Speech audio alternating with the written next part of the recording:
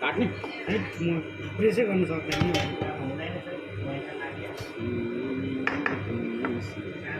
कति सुक्या रहेछ क्या सुक्नु तपाईँको यो कोटाउँदा छ नि यहाँभित्र चाहिँ नङ त मैले यहाँसम्म काटेपछि कालो अझै लगाइज यसले चाहिँ अब सानो सानो पिस गर्नुपर्छ ल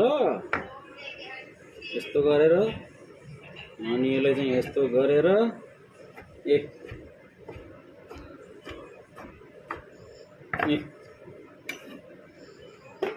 यहाँका मान्छेले यस्तै खान्छन् के गर्ने